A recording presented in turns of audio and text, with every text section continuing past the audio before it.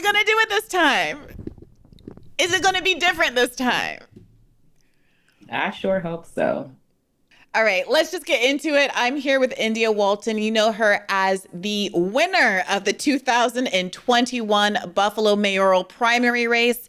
But if you recall history, and of course, the last time that she was on Bad Faith 4 years ago, at that time, the Democratic establishment stole the outcome from her, the incumbent. What was he, like a 20-year incumbent? It was a political dynasty situation, wasn't it? It was 16 years as mayor, but before that, he'd been a state senator. Before that, he'd been a common council person. And he was actually the chair of the state party at one time. Well, there you go. A genuinely establishment figure, Byron Brown, started a write-in campaign and managed to wrest the election back from its rightful winner. India Walton, welcome back to Bad Faith. Hey, thanks for having me. Now, so for obvious reasons, people are really curious to know what you make of the current political moment with Zohran Mamdani having not just eked it out, but really decisively won the Democratic or the mayoral Democratic primary in New York City last week. Initially, it seemed like the Democratic establishment was going to stand down. You had congratulations coming from people like Bill Clinton and Chuck Schumer. But it also came with some other members of the Democratic establishment who were unwilling to actually endorse, like Kathy Hochul, who very similarly declined to endorse in your race. After moments like that, I think people began to reflect on the congratulation tweets and started to read them less as, yes, we're going to back you, and more as this is a space filler of congrats while we figure out what we're going to do. And of course, Cuomo has decided that he is planning to run again as we're recording this. And of course, there are people rallying behind Eric Adams as another opportunity to make sure Zohran doesn't actually get to enter Gracie Mansion. So you are the country's foremost expert on what it is like to get rat effed by the Democratic Party establishment. So tell us, what kind of deja vu are you having right now? You know, last Tuesday I had like that feeling that I had in 2021, like we're going to win. And like, when I say we, like I'm claiming this as a victory for myself too, because it's just proof that like, these are not flukes. These are not one-off, because it's low voter turnout or the shelf life of a politician. This is because progressives are speaking to the policies that voters want to hear about, and they're voting for that. So, I mean, I'm here with a deep sense of pride. I'm proud of Zohran, and I'm excited. I think that he's going to win in November. Okay, so why do you think that? Why do you think it was that the establishment was successful in defeating you? Defeating is not even the right word. Ignoring the results of the primary. And why do you think they're not going to be successful in New York with Zohran Mamdani? The number one reason why is because democratic socialism was not sprung on and placed on top of Zohran. It's a part of his identity that was out in front to begin with, right? For me, I talked all about the policies and, the things that I wanted to do. And then on election night, someone held the mic to my face and said, "Are you a democratic socialist?" And I said, "Oh, absolutely." And it was as if the air was sucked out of the atmosphere because especially in Buffalo, people would have never really heard those terms used before. So I think that it freaked a lot of people out. And the other things, I think that he's so true to his message, right? It's so authentic that you're not going to knock him off of what he believes because it's actually what he believes. Whereas, I felt as if I needed to bend and capitulate and moderate and try and become a part of the party that never wanted me in the first place. And I wish that I had stayed the course. And my hope is that Zohran, and my feeling is that he's going to stay the course and be who he is, continue on his message, and continue to resonate with the voters. India, that is sort of profound. I mean, This question as to whether or not it's wise to moderate, whether progressives are doing too much with our quote unquote slogans like defund the police or from the river to the sea or God forbid, globalize the intifada, have long been chasing progressive candidates. And that criticism is sort of coming from within the House oftentimes. I have so much love and respect for Norman Finkelstein, but we've debated on this show about the slogan from the river to the sea. People who are sort of on the progressive side of the Democratic establishment. People like Ben Jealous have come on the show. We've had a similar conversation about defund the police. Even within the ranks of the progressive movement, there are many people who say, Bernie Sanders shouldn't have described himself as a democratic socialist at all. You have people like Nina Turner who have been beaten down by AIPAC and accused of being against the Democratic Party, being accused of being anti-Semitic, and who have tried to sort of accommodate them and assuage people's concerns and the AIPAC and the ADL and all of these people. But my observation has been that when folks attempt to apologize for, let's say, online posters who are too Bernie bro-ish, or affirm again and again that no, they're not anti-Semitic, they just don't want Israel, which represents itself as a Jewish state, to continue massacring tens or hundreds of thousands of people, that they never get the benefit of that apology, but instead that becomes an opening to continue to put the candidate on the back foot, and they keep running and running and running, and they never get any peace. And you see that that's what they're doing with Zohran right now, right? Jonathan Greenblatt of the ADL just was on TV within the last 24 hours, as of we're recording this, talking about how he needs to submit himself to the ADL and apologize and, I guess, workshop language as though that's going to end this assault against him, which is not based, of course, on anything anti-Semitic he's ever said or done. Apologize but the for fact what? that he's exactly. Jonathan, if he did what you say, what you suggest, would that take away your concerns about his candidacy? Would that be enough? Well, look, I want to hear the plans from all the candidates, not just Mamdani. But considering his, past, he was a student organizer for a group called Students for Justice in Palestine. They're the ones who led the systematic marginalization and targeting of Jews on college campuses over the last year and a half. And so when Mr. Mamdani shows up and says, again, I think this is a very important point, Caddy, he doesn't get to pick and choose which Jewish people he talks to. He needs to come to us. He needs to meet us where we are. If he could do that, he would allay a lot of concern. But look, this guy, he wants free buses. He wants government-controlled grocery stores. He's got a lot of big plans, Caddy. I don't know why, considering his big plans, he's going to need a lot of political capital. He's going to need a lot of allies. I don't know why, again and again and again, he simply won't take this head on, like the Rev said. Kristen Welker did an amazing job yesterday, and he had a chance just to literally put this to rest, Caddy. And like I said at the top, sometimes the things we don't say are actually the loudest. That's what people hear. So that's what the Jewish community right now is struggling with. Reform people and observant people, liberal people and conservative people, at a time when anti-Semitism has surged to record levels. The idea of a candidate who won't clearly and unambiguously say, here is my plan, I am with you, leaves a lot of us deeply, deeply troubled. Okay, well, if he's been watching Morning Joe for the last 3 minutes, he will have heard that message loud and clear. Let's see if he reaches out. CEO of the Anti-Defamation League, Jonathan Greenblatt, thank you very much for joining us. Exactly. So you're saying that if you were to do it again, if you've learned anything from your experience, it's not that the left is too radical in its language, but that it doesn't stay the course and sort of do the education process while campaigning that would insulate voters against the kind of attacks that you received and that Zohran is receiving right now. Right. And I think that what Zohran has done a great job of is educating. We can talk all day about how social media campaigns are ineffective or whatever, but I think the combination of his popularity on social media coupled with folks being on doors and having those one-to-one conversations has helped people really understand that a lot of what folks are saying about him is simply racism and bigotry. And you hear people who are lay people who are not even necessarily politically inclined say that's not who he is. Yeah, I saw.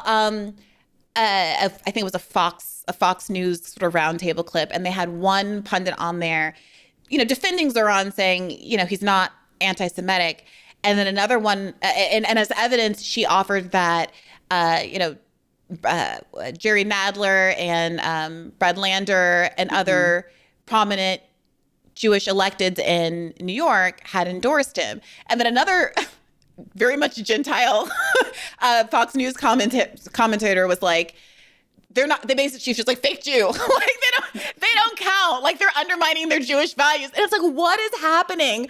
Wow. Marie. Yeah, here's why I think this is an interesting look into his campaign. He was unknown as of 6 months or a year ago, right? He is a new candidate who has tapped into energy and concerns about cost of living, things that you mentioned. He has repeatedly said he abhors anti-Semitism. Increasing anti-hate crime funding by 800%, that's real. That will help in New York. And don't take my word for it. Prominent Jewish New Yorkers, Jerry Nadler, Brad Lander, they have said they have endorsed him. You're talking politicians who want their party to be in office, but they're Jewish, irrespective but Harris, of anything that they believe in. That's not true. I mean, honestly, are you questioning Jerry Nadler or Brad Lander's commitment to Judaism?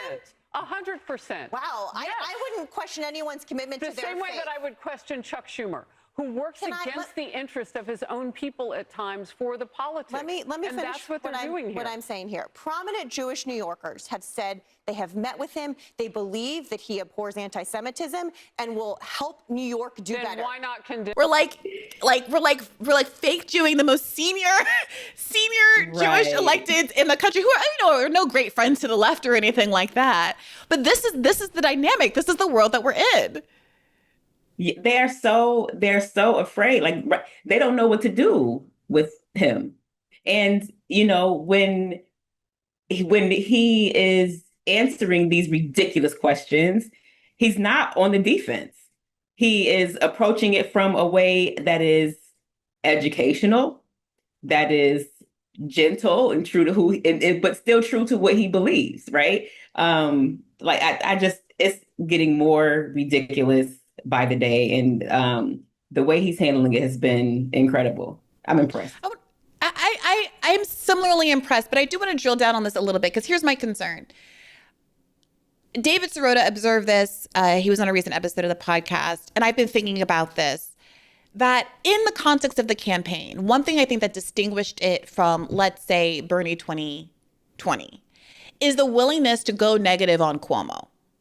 Mm-hmm. It wasn't just, I have a positive vision, this is why you should vote for me. It was like the Stop Cuomo aspect of the campaign was almost more prominent than, or let's say just equally prominent as the free busing, rent freeze messaging.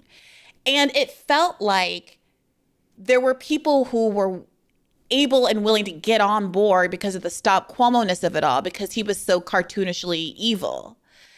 And also Zohran's cool bit can kind of be an added benefit, but it also really, I think it's clarifying and effective to know what you're against and why. Being against Cuomo is also being against corruption. Being against Cuomo is also being against a kind of corporate cronyism. You can define yourself by being willing to be really openly sort of aggressive against your enemies. That being said, I do think he's struck a different tone now that he's won the primary. And as I have been watching the appearances that he's done over the course of the past week or so, where of course he's getting hit with a volley of bad faith questioning about not just Israel, but, what is socialism, and you're going to make bread lines at the grocery stores and all of this kind of nonsense. It does. I do wonder if we're going to hit a tipping point where his sort of unwillingness to, so far, say these are bad faith attacks. There are corporate grocery store conglomerates who are currently getting state money to subsidize food costs, but they're not actually passing them on to the public. of course they're the interest groups that are motivating these bad faith attacks against me. I do think there's going to be a point, or that there should be a point, where you start re-articulating the enemy more broadly than Cuomo, as opposed to doing what he's doing right now, which is very adeptly sort of parrying all of the criticisms back into his affirmative vision. Mm-hmm. Yeah, I think that there will come a time where, we have to talk about corporate grocery stores and, the reason why DoorDash is funding independent expenditures and things like that. Right. But I think that right now, it's like the opportunity hasn't really presented itself because the corporate mainstream media has been so fixated on making him defend words and phrases that he has not said, making him defend his identity, making him explain things that don't matter, that have nothing to do with policy, that we just haven't gotten there yet. And the other thing that I will say is, I was speaking to someone about the difference between an attack ad and what's perceived as going negative, as opposed to telling the truth. And the things that he said that were negative about Andrew Cuomo were just the truth. I mean, like, it has a negative connotation, but I mean, that's what Andrew Cuomo did himself. So, I think that it's a justifiable, incredible thing to say about why we don't want this person to be back in office. And I am looking forward to the day that Zohran gets to talk more about policy and the justification for municipal grocery stores and the success of the and other initiatives like freezing the rent and free buses and universal childcare and all of these other ideas that he has. Yeah, I also spoke with Shama Sawant. She was a Seattle City Councilwoman who was the first, I think, socialist elected since 1918 or whenever we used to elect socialists, and who, of course, put the Fight for 15 on the map and concretely won progressive agenda items that so many others who've been in Congress for years now can't quite claim. And she has a somewhat different perspective where she's very supportive of Zohran, but is also just, aware, observing, hopeful, but with a critical, watchful eye that he uses his platform to expose the contradictions of the democratic establishment of capitalism.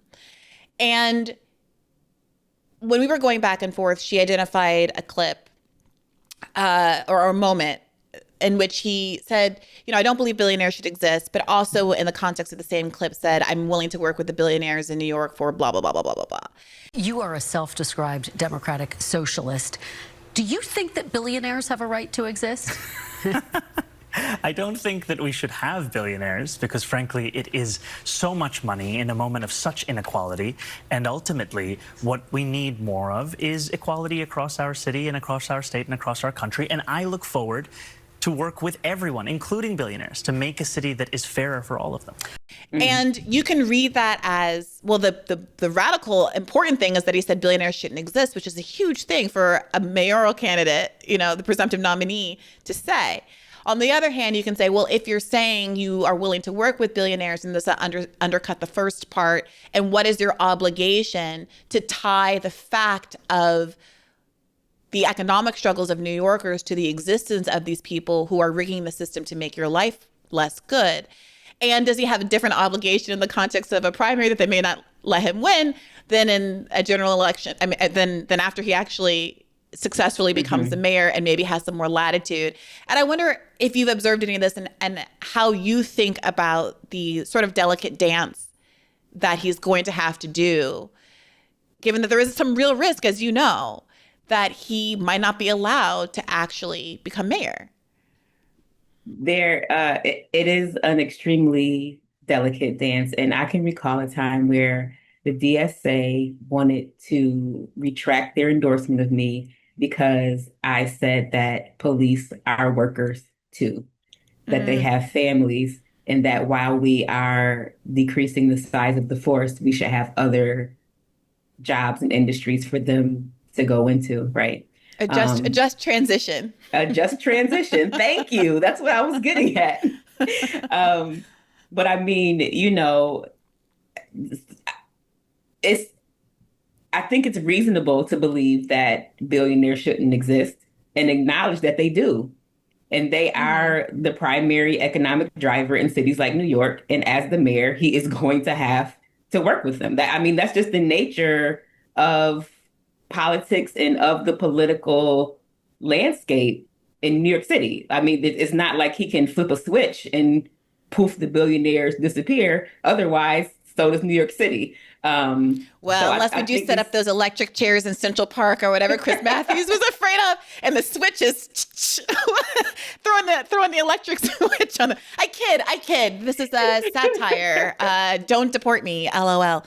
Okay. Sorry. No, but I take your point. And I also take Shama's point that, like, it is also possible to become sort of cowed and corrupted by the system. We've seen it happen so many times before. And I think there's a sort of like a hopefulness about Zohran, given how sort of strident and radical he's been forever in public, in clips that are now being surfaced by the right in an effort to malign him and turn people against him.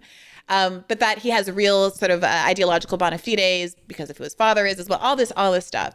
And that he's going to stay the course, and that to the extent that there's any sort of pacifying language, it's just to get him across the finish line. But I also understand that there are people who say, well, that pacifying language is serving to legitimize the system and to further narratives about the adequacy of the status quo that undermine the value of you having this platform to begin with. And I don't think that, those debates are going to go anywhere anytime soon.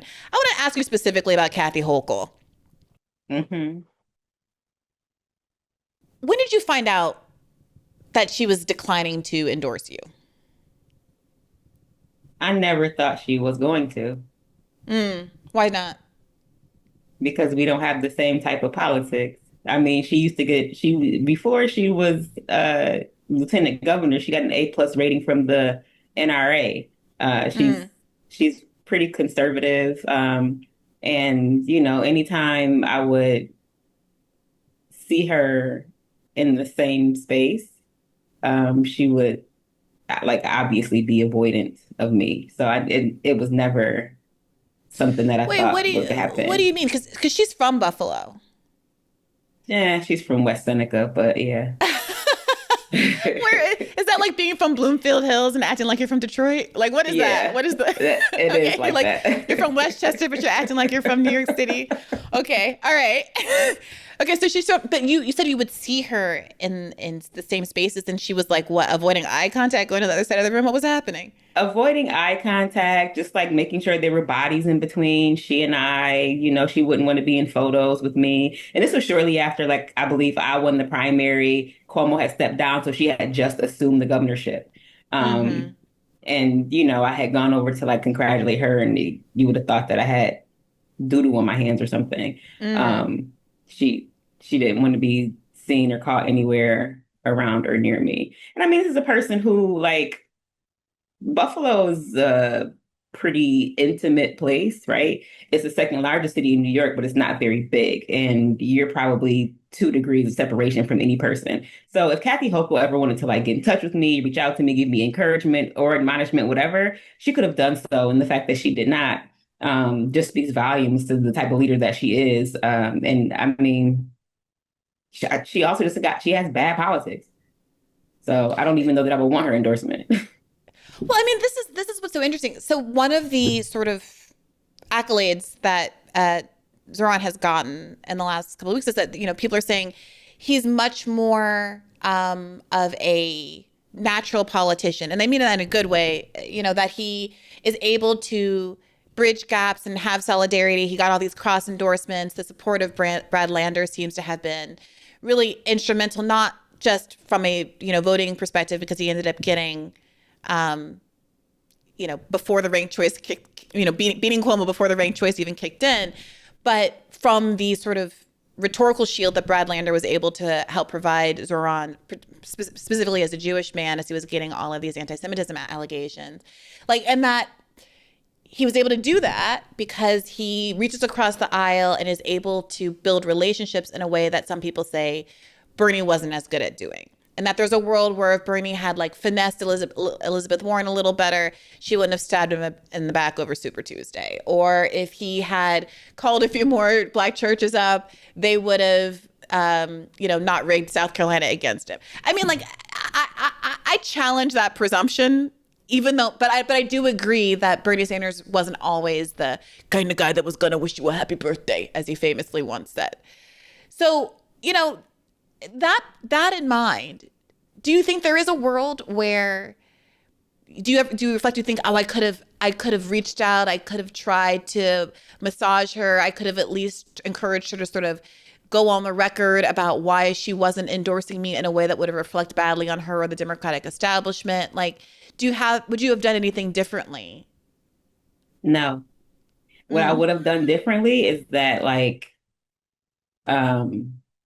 when I won the primary, I would have gone back to our local Democratic committee and I would have been like, ha, in your face. No, I don't want to be your friend. And kept it moving.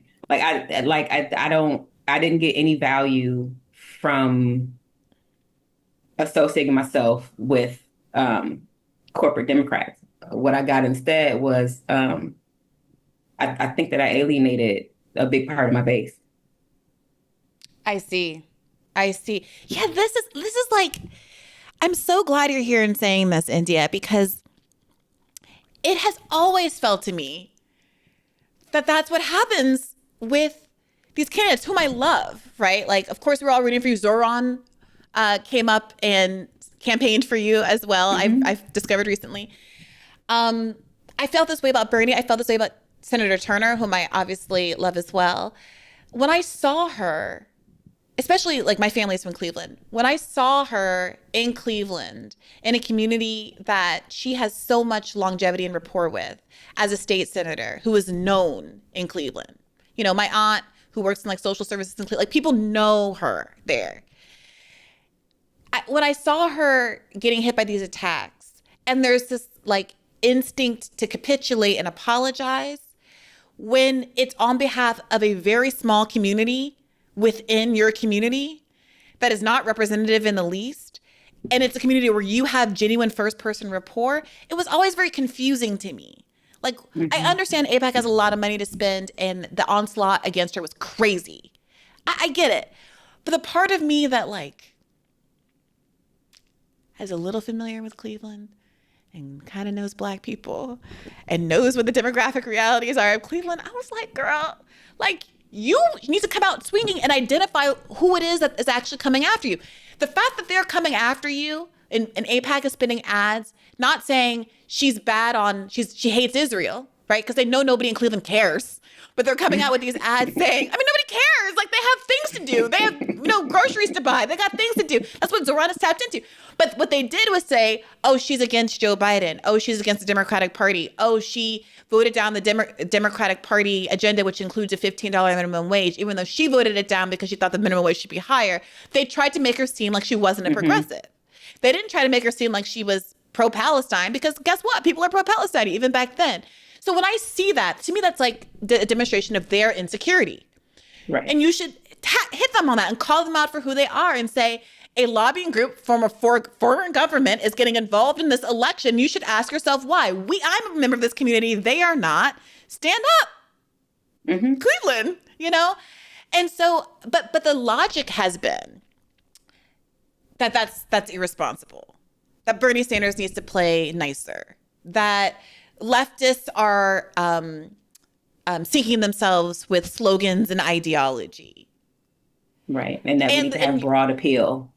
Exactly. And your willingness to, your insight that it might be better to galvanize the base and give them, feed the base and let the enthusiasm of the base trickle outward and be a show of confidence for those others that might be skeptical, is I think perhaps the single biggest lesson that needs to be taken away from Zohran's win. Yeah. Most definitely. And I mean, the thing about it is that, like, when you have that level of excitement in your base, they go out and they convert those people who are just on the edge, right? Like, people are going to have those conversations with their boomer parents or with their auntie or the usher at church, right? Like, that's organizing. And that is how progressives win. We don't have the money. We don't have the corporate power. We have too many values to sit up and just tell blatant lies.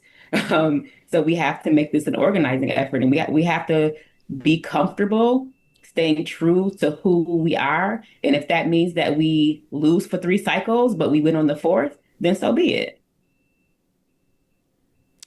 I saw that's one of the attacks. I was remembering that one of the attacks against you that was used to justify Byron Brown running this write-in campaign was that it had been a low turnout election and that it wasn't really reflective of what the electorate actually wanted. And in New York with Zohran, it's a different scenario altogether. They also came at you with a whole host of personal attacks. They tried to hit you up over unpaid parking tickets, and to which you responded, yeah, I'm like a working class mom who can't afford parking tickets, and that's part of why I want to run for mayor to begin with, because it's hard out here, right? Right. And Zohran, of course, they're coming after on identity issues, telling him that he eats with his hands like a dirty Muslim, as though we're not sitting here eating pizza and hot dogs with our hands, and also not using bidets. So it's different, but it's the same. And I do wonder if you could reflect a little bit on what the sort of response was in Buffalo after you secured this victory to this sort of negative media onslaught that you faced, and how, if you were to maybe do it again or give advice to Zohran, you would push back on it any differently.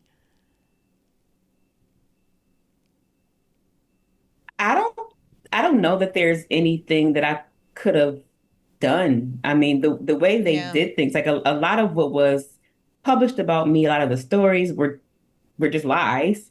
Like, it was bad journalism. It was from anonymous sources or from tipsters, and the whole parking ticket situation, right, was like, the mayor moved his campaign office in front of mine, like across the street. And it just so happened that my car was parked out there, and then it disappeared. And I didn't know where, like, it was before the news call. Like, they tipped the news that, like, they did that intentionally. Oh my God. Yeah. Wait, you think the mayor got your car towed? He and absolutely then called the police did. about it? They called the news. They absolutely did. Yeah, the news called me to tell me that my car had been impounded. India. That is no insane. Lies. But wait a minute. Okay, so in addition, I just want to remind people of how bad this was. The New York Democratic primary chairman, Jay Jacobs, compared you to David Duke. And said, well, what if David Duke won a low turnout election in Rochester? Do I have to endorse him too? Some prominent state Democrats sat it out. The governor of New York, Kathy Hochul, who's from Buffalo, did not endorse India. And the chairman of the New York Democratic Party, Jay Jacobs, didn't either, as he shared in a local TV interview. Let's take a scenario very different, where David Duke, you remember him, the grand wizard of the KKK? He moves to New York, he becomes a Democrat, and he runs for mayor in the city of Rochester, which has a low primary turnout, and he wins the Democratic line. I have to endorse David Duke? I don't think so. Now, of course, India Walton isn't in the same category, but it just leads you to that question: is it a must? It's not a must. I bet you David Duke? I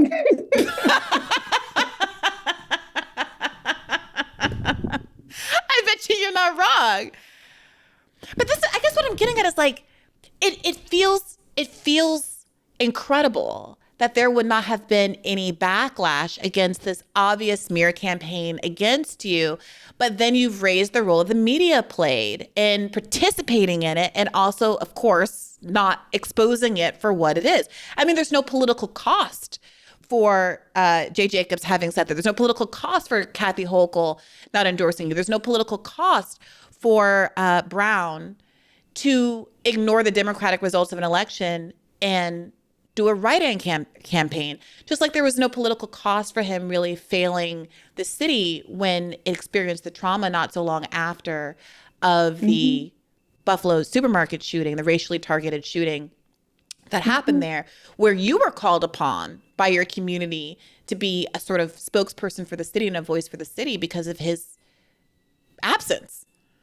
And a snowstorm that followed that, where 47 people died. Right. Just out of sheer unpreparedness. And then, to add insult to injury, he didn't finish out his term. And, the interesting thing, Brianna, is that this year, in the Democratic primary in Buffalo, one of the candidates did polling, and I didn't run. I polled higher than any other person in the race among Democrats, over 50%. So my approval rating is still pretty good, despite me not having won any office compared to other Democrats in the city of Buffalo. So, I mean, even in a loss, there's lessons. And I think that, us stepping out as progressives and running on strong values and strong platforms that center working class people, it works. I think it lives in the hearts of people. And I can't go anywhere without people still saying, you're still my mayor. Well, would you consider running again? When this benevolent white man digs us out of this $70 million debt. Wait, what's going on? Tell me, update me as to upstate politics. So Byron Brown took a job at the off-track betting, which is a quasi-governmental racetrack. He's making $280,000 a year in that job. He left office early, leaving his seat to the council president, the representative from South Buffalo, whose name is Chris Scanlon. And he was instrumental in Byron Brown winning his write-in campaign with a lot of support from South Buffalo. However, when I was running, I kept talking about the fiscal instability of the city. And now the city is $70 million there's a $70 million budget gap. They, because I don't have nothing to do with it. They spent $340 million in American Rescue Plan money that could have been transformative to this community, plugging budget holes and giving themselves COVID bonuses. COVID bonuses. So when elected officials are confronted with a crisis like a pandemic and they do their job, they get a bonus out of public funds. Yes. For doing their job in the crisis. The crisis that the constituents are suffering at orders of magnitude greater. They're not getting a bonus, but leadership is getting a bonus for doing their job, which is to respond to the crises that happen.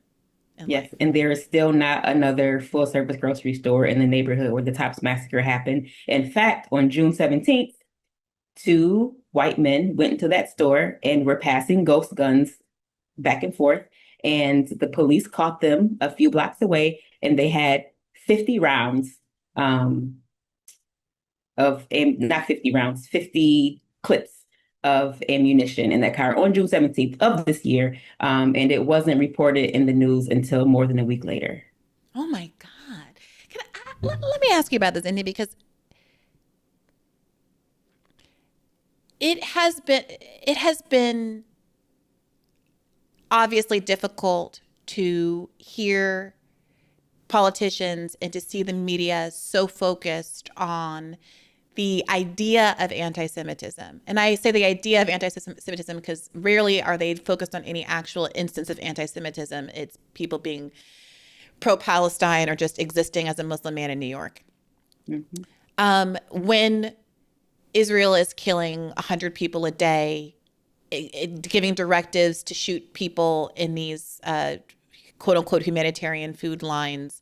In the last couple of days, I found myself, sometimes I think, no, I hit my limit on how surprised and horrified I could be by images out of Gaza. But for whatever reason, the video of those two young men being targeted and bombed from an aerial view put a catch in my throat in a way that I'm afraid I've become slowly inured to over the last months and year plus.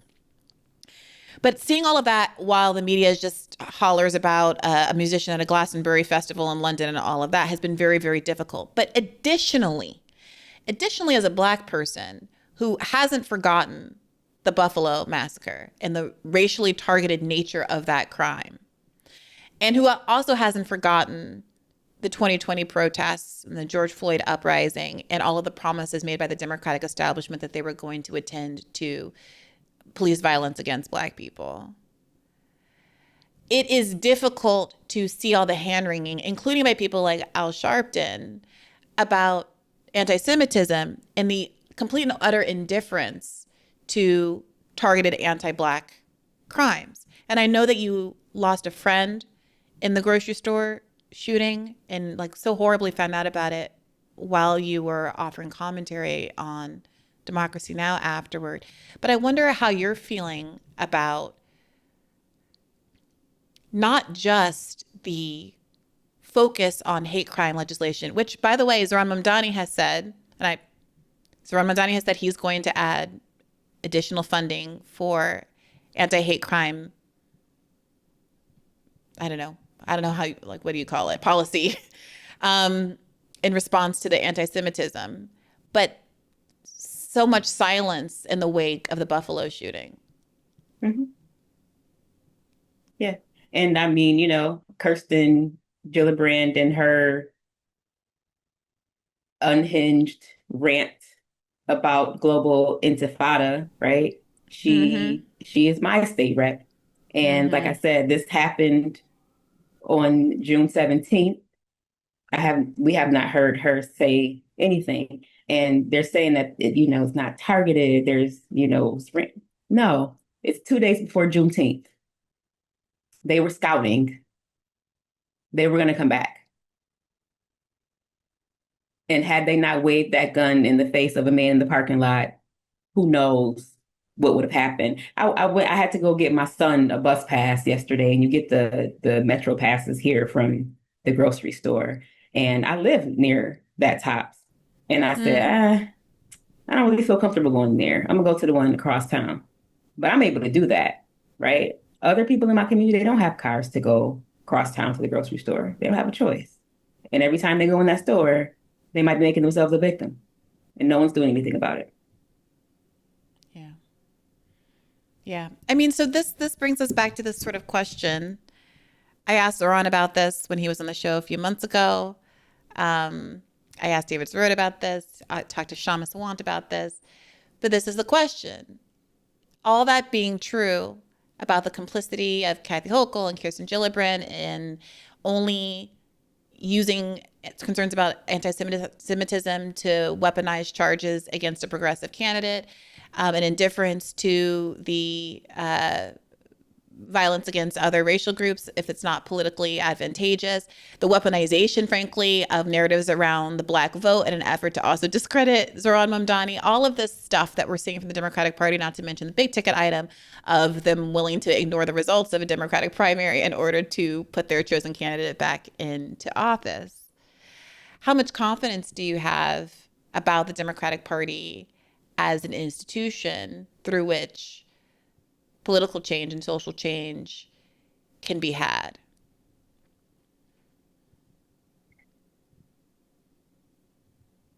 I don't have a whole lot of confidence, but I also don't have a lot of answers. And usually my answer is just like, they kind of just have the lead on us. They have hundreds of years of establishment and of donor networks and infrastructure. And we've only been at this for a few decades. So I think that, we have some catching up to do. We have lots of lessons to learn. We have people that we need to train up.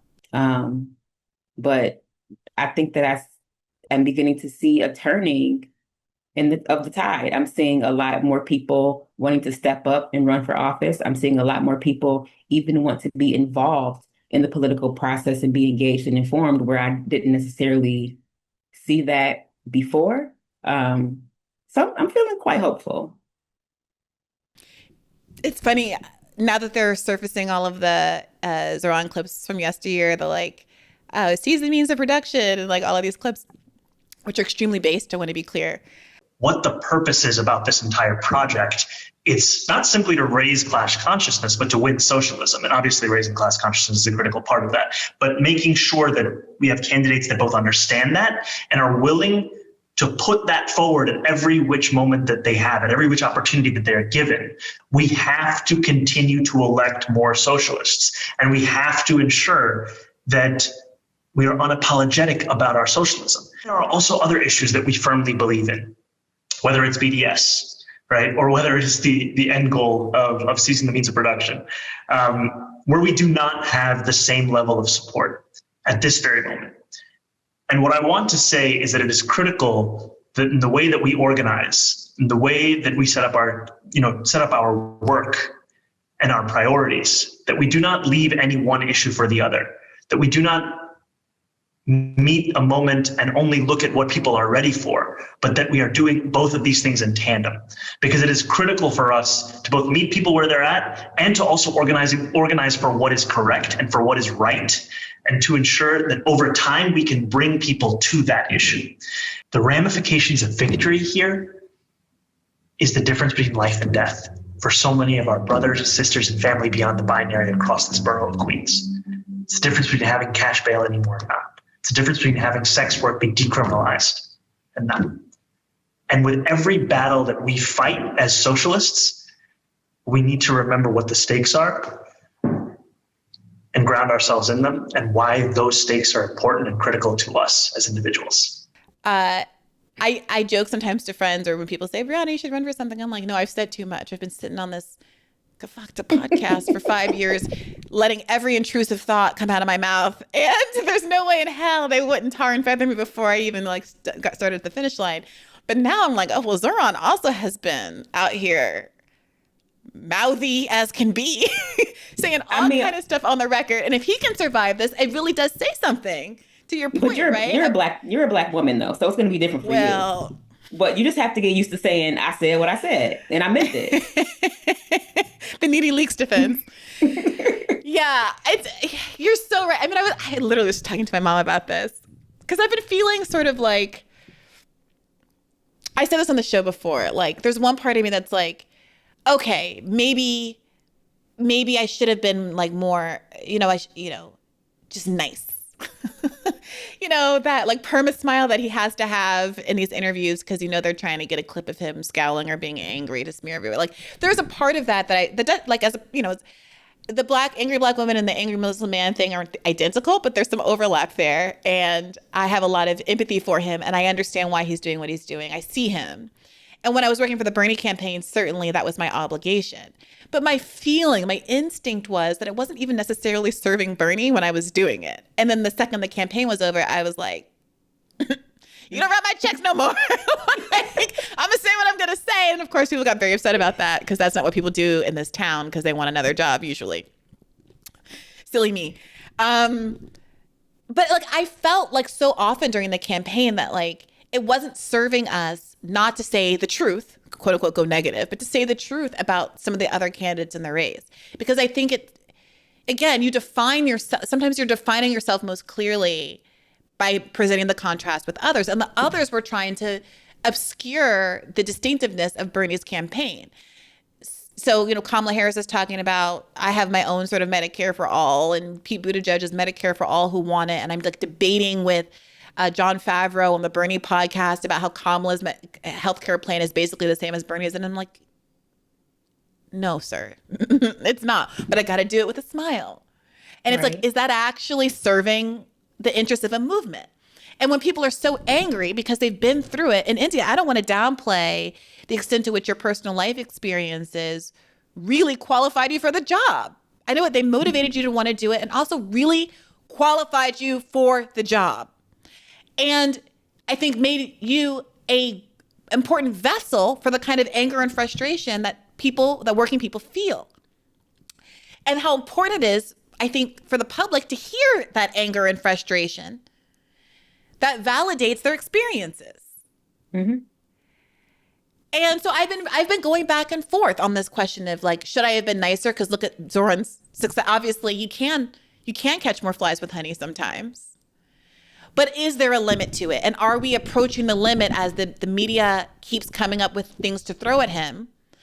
And I think only time will tell if he stays the course and trends more popular, or if he stays the course and eventually the publicity campaign against him starts to wear on his numbers and he gets in a situation like the one that you were in. Well, what I didn't really have was surrogates, right? Like I didn't have people who would go and stand up for me so that I didn't have to be out there fighting, right? Even in this election cycle, they put me in attack ads against the man who was running, who went on to win the primary, by the way. They put me on mailers again. And, no one said anything until the end. And I think that it's important, from my perspective, for us to just be out here, like, constantly in defense of Zohran so that he can focus on staying positive, right? And that he has surrogates to say, full stop. Like, you don't get to say that. You don't get to be that way, and like calling up Kirsten Gillibrand's office and being like, what is wrong with you, yo? You need to give my man an apology because you're dead wrong. Yeah, I mean, there's some people who say, I'll try to find it, insert it here if I can find it, that like when he was asked about it, he was also, continued to be kind of gracious about it, about Kirsten Gillibrand's remarks. I think he said something about how I had spoken to her and that wasn't the nature of our conversation. I have to ask you, too, about what it's been like for you to process some of the Islamophobic responses that we've seen. I think some would say they're not as surprised by some, like, Representative Ogles saying you should be deported. But others have been a bit surprised by, for example, a New York senator going on a popular radio show and suggesting that you support global jihad. What has that been like for you? And have you had the chance to speak with Senator Gillibrand? I spoke to Senator Gillibrand soon after the victory on Tuesday evening, and the comments that I've heard, especially from Republicans across the country, and even the comments prior during the primary, were comments that were both unsurprising and yet still quite sad, because they showcase what politics has become for so many. It's a language of darkness and a language of exclusion. And what has kept me hopeful through this is that our vision is one where every New Yorker belongs. And there are so many New Yorkers who previously hadn't voted in primaries, who saw themselves now in this politics, saw their struggles in our policies, and took that step to actually cast a ballot. And what excites me is that there are moments where someone will cast a ballot for someone with an exclusionary vision like Donald Trump, and they can still come back to the Democratic Party. And so many of our victories were in neighborhoods that went for Donald Trump in the presidential election. We're talking about College Point or Diker Heights, so many of the same places we were told that we had now lost voters forever. And instead, what we've found is that if you have a relentless focus on an economic agenda and you welcome people back and you turn the political instinct from lecturing to listening, you can still have people come home to the Democratic Party as long as you show them that's a party that will fight for working people, not those that are benefiting off the struggles of working people. We are going to dig into some of your policies in the second. But there's a counter argument that says you should demand an apology from her. You can do it nicely. You can say, I appreciated the conversation that we had after I won, but I think the comments that she made were unbecoming. And frankly, not the kind of comments that someone who represents a community that includes Muslim Americans should be making. And to put her on the back foot for once. I mean, these are kind of like, yeah, go ahead. He could, but he's not running against her. I mean, sure, but that's like a, it's a distraction. That's kind of the question. And honestly, that's probably the point, right? It's like, let's not get distracted with like worrying about an apology from Kirsten Gillibrand or what she thinks about you, right? Because she's only one person with one vote, and she ain't got no influence in New York State. Really, her constituency doesn't like her. So, I mean, like, I want her to apologize, but I also don't want him to focus on what she's saying about or to him. Like he needs to be talking to voters and supporters and talking about the issues. Don't get weighed down and distracted fighting with the Hakeem Jeffries and the Kirsten Gillibrands of the world. Like, we'll worry about them later. I mean, another example. Well, if there's a later India, like another example was, I think he was asked about. He was asked, "Do you think that Democratic Party leadership should step down?" He very deftly was like, "I think we need leadership that represents the constituency," or something like that. So he avoided the trap of like the headline of Zohran thinks old people shouldn't be in office. You know, Zohran thinks your favorite congressman shouldn't be there anymore. And by the way, your favorite congressman is also Jewish and he's an anti-Semite. I told you, haha, he wants to oust Chuck Schumer. You know, like he avoided all of that. And I thought that was a good example of a parry. But I do sometimes also think of the Trump counterexample. The Trump counterexample is that man never apologized for anything. Nothing consequently stuck to him, including like 4 criminal trials or a mix of criminal and civil trials. And, you know, he manages to have everybody else scurrying like flies, including now Elon Musk. LOL. Did you see the latest? No, I did not. He basically has said what is saying now what the left has been saying this whole time, which is Elon Musk took more government money than anybody else. And if we really wanted to have savings, we would cut his like Tesla subsidies. He's been truthing late at night. Anyway, and as a consequence, he's like Teflon Don, right? In part because he puts everybody else in the defense. Everyone else has to apologize and kiss the ring. And he never apologizes. And I don't know. I'm on the fence. I've certainly, given Zohran's success, would not criticize the way that he's handling himself. But the fact of you, India, the fact of you and what happens to you makes me very nervous. I would never have thought that a write-in campaign could be successful.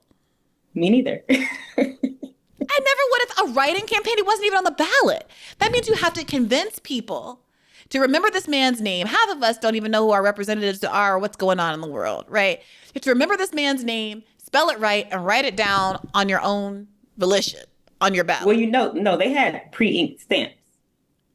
Oh, wait, well, how did that work? They stood out in front of the polling locations, and as people walked in, they handed them a stamp and told them to stamp his name into the box. Wow. Yeah. Wow. Well, what were the numbers like? What were the general election turnout numbers like? How many people voted? I don't even remember. It wasn't overwhelming by any means, but I mean, Buffalo has a pretty low turnout anyway. I want to say it was like maybe 30-something thousand. Okay. Okay.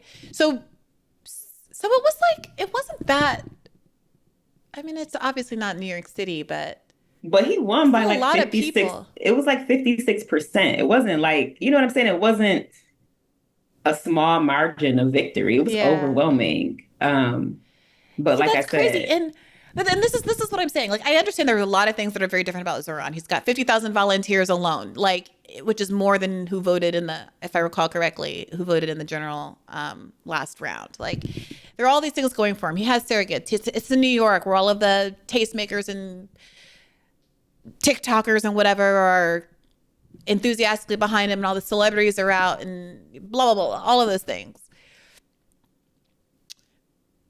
But Cuomo's on the ballot. Eric Adams is on the ballot. And they're just getting started. So I do feel like I don't want to be caught unawares. And I'm sure his campaign, which is like so able and capable, isn't being caught unawares. But I think that anything could happen. I don't underestimate in any way the venality of the Democratic Party. I wanted to ask you, you were working with WFP, right? Are you still? I'm not. Okay. What were you doing with them? I was a senior advisor. Is there a reason why? For special projects. How do you feel about the role that they played in your election, if any, in helping you to withstand this write-in campaign? I wouldn't have been able to win the primary without WFP. Yeah. And again, that was another organizing effort because the chapter in Buffalo, before I came along, had endorsed Byron Brown and probably were going to do it again. But, we had the foresight to organize people into the party, and we were able to get enough votes and be prepared enough to convince them that we had a viable campaign. Yeah. Yeah. Well, certainly the WFP is playing a role in the New York mayoral race as well. And hopefully will. Yeah, much respect to WFP. The only reason why I left staff there is because I have ethics. And I was going to run for office again. I did. I ran for a city council seat. We'll talk about that another time. But, I left my position because I wanted to run for city council. And I didn't think that it was fair that I would be a staff member and be seeking their endorsement. So. Well, look, I appreciate so much your sort of integrity through all of this, and also your openness and your willingness to reflect on what must have been incredibly difficult and demoralizing. Honestly, I had such a difficult time even enjoying election night for Zohran, because I was thinking about you and thinking about how far the Democratic Party will go to stop progressives. Yeah, I honestly, the last 4 years has been a major struggle, right? In dealing with lots of feelings of disappointment, of disappointing others, of anger and frustration, just watching the trajectory of my city and knowing that, we had a plan to do things different. But watching Zohran has breathed some life back into me. Yeah, I haven't felt this excited about politics in a long time. Yeah, I think a lot of people are feeling that way, and it really is a gift no matter what happens. I know folks are scared. I'm scared too. I'm scared of the possibility that he'll be blocked. I'm scared of the possibility that, of course, like any other human, he could disappoint us. Like, I am reluctant to be hopeful, but I wouldn't want that, I think, informed fear to become a sort of hardened cynicism, because after all, we're here to keep the faith. So thank you, India, for joining us. And if you can be hopeful and you can be excited after what you've experienced, I think certainly there's a lesson in that for all of us who are watching this with hope and trepidation and maybe a little faith that things can be better this time going forward. India, is there anything you want to promote, or do you want to tell people where to find you on the internet and beyond? You can find me on Twitter at IndiaBFLO, or follow my work at rootsaction.org. Fantastic. And thanks to all of you for tuning in to this episode of Bad Faith. You know you can get an additional episode every Monday by subscribing at patreon.com/badfaithpodcast. I especially recommend this past Monday's episode with David Sirota. Many people are saying it's one of their favorite episodes. I think his analysis is really on point, and I think is the kind of cathartic rundown of how we were feeling kind of post-Zohran election that everybody wanted to hear. So you can check that out over there. As always, take care of yourselves and remember to keep the faith. Hey YouTube, thanks for watching. Just a reminder that this is a podcast. You can catch an extra premium episode every Monday for $5 a month at patreon.com/badfaithpodcast. That's patreon.com/badfaithpodcast for $5 a month, an extra episode every week. Additionally, please do consider liking this video, subscribing to this channel. It helps us out. It helps independent media beat the algorithm. We appreciate you. And as always, keep the faith.